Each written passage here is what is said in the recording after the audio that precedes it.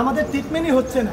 আর জনগণের সংস্কার হবে কিভাবে, রাষ্ট্র সংস্কার হবে কিভাবে? আহতদের নিচে পিটাচ্ছে আর বলছে যে এই আহতরা খুব জ্বালাইছে, এই আহতদের আজকে ছাড় দিব না, জবাই করে খাসির মতো করে রাখবো। আমি জানি আমার সৈনিক কখনো কাউকে পিটাতে পারে না, আহত এবং মানসিক রোগীকে।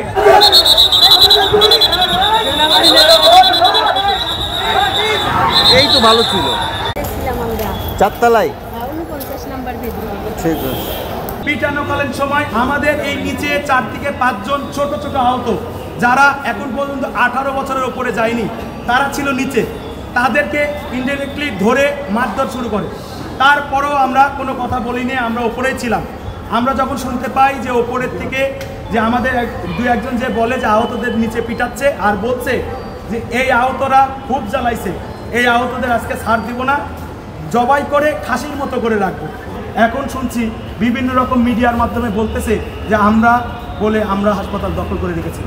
আমি খুব কণ্ঠস্বরে বলতে চাই, আমরা আহতরা যারা চিকিৎসাধীন অবস্থায় এই হাসপাতাল সহ পঙ্গু হাসপাতাল সহ বাংলাদেশের অনেক হাসপাতালগুলোতে ট্রিটমেন্ট নিচ্ছি, আপনারা সবাই মেডিকেল টিম বসান এবং সিআইডির মাধ্যমে তদন্ত করুন আমাদের চিকিৎসাগুলো কি ঠিকঠাক দিয়েছে কিনা। ওয়ালটন আবারও মিলিনিয়ার অফারে ওয়ালটন ফ্রিজ কিনে আপনিও হয়ে যেতে পারেন মিলিয়নিয়ার। মিলিনিয়ার ছড়াছড়ি দেশ জুড়ে, এটা শুধু ওয়ালটনই পারে। আমরা হাসপাতালে ট্রিটমেন্ট পাচ্ছি না, আমরা জিম্মি হয়ে আছি, কারণ বিভিন্ন রাজনৈতিক প্ল্যাটফর্ম, বিভিন্ন দল আমাদেরকে বিক্রি করার জন্য তাদের ষড়যন্ত্র তারা বিভিন্নভাবে চালাচ্ছে। নাহলে আমাদের ট্রিটমেন্ট কোথায়? আমাদেরকে তো তারা অন্তর্বর্তীকালীন সরকার ডক্টর মোহাম্মদ ইউনূস স্যার বলছে, তার উপদেষ্টারা বলছে তাদের নাকি 3টা সংস্কার, একটা নির্বাচন, একটা রাষ্ট্র সংস্কার, একটা আইনিক বিচার। এই জুলাই আন্দোলনে শহীদ আর আহতদের কোনো সংস্কার নাই। প্রধান উপদেষ্টার কাছে শুধু একটা কথাই বলতে চাই, আমরা আস্থা রেখেছিলাম সাধারণ জনগণ হইতে শুরু করে এই দেশের সকল জনগণ, আহত ও শহীদ পরিবার। আজকে আমরা হতাশ, আমাদের ট্রিটমেন্টই হচ্ছে না। আর জনগণের সংস্কার হবে কিভাবে, রাষ্ট্র সংস্কার হবে কিভাবে, আমাদের আইনিক বিচার হবে কিভাবে? আমার একটা চোখ পচে গেছে, আমার আরেকটা ভাইয়ের একটা চোখ পচে গেছে, রিটার্ন যেই সবটা বলা সেটাও পচে যাচ্ছে। তাহলে আমাদের আর কি সংস্কার করবেন আপনারা? সাধারণ 22,000 আহত, 30,000 আহত, তাদেরকে সংস্কার করতে পারলেন না। আপনারা বলেন রাষ্ট্র সংস্কার করবেন, আপনারা নাকি এই খুনিদের বিচার করবেন, এটা নাকি আপনাদের সংস্কার? কোথায় বিচার হয়েছে? নিম্নমানের ব্যবহার আমাদের সাথে ডাক্তাররা করে, ইভেন ডাক্তারদের স্টাফরা করে।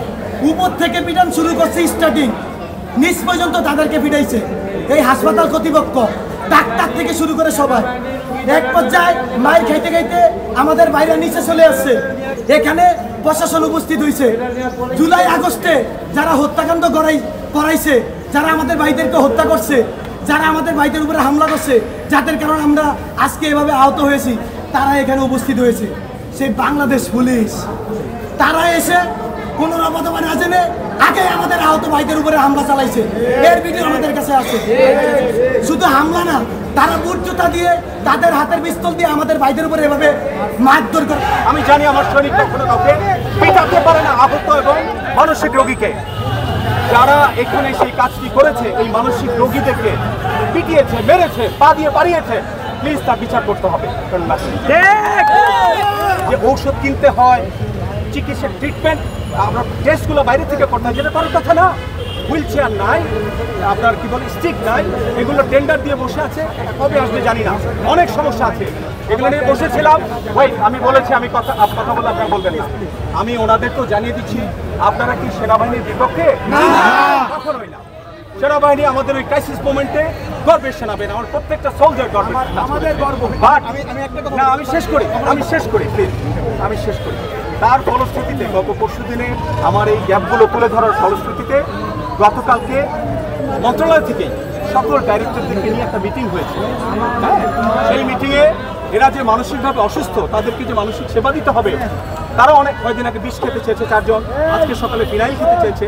যার একটা চোখ নাই, আরেকটা চোখ 7 দিন পরে অন্ধ হয়ে যাবে, পৃথিবীর আলো কালো হয়ে যাবে, সে মানসিকভাবে কেমন আছে আপনারা সোলজাররা বুঝতে পারেন না? সেটাই বলছি, সুনির্দিষ্টভাবে বলছি, এই রোগ, এরা যে মানসিক রোগী, এটাকে হাসপাতাল আপনাদের জানিয়েছিল অভিযোগ করার সময়? স্যার, আপনার সাথে কথা বলবো, আপনি সেই প্রশ্ন করবেন, আমি শুধু সেই উত্তর দেবো তা না, আমাকে অন্য কথা বলতে দিতে হবে।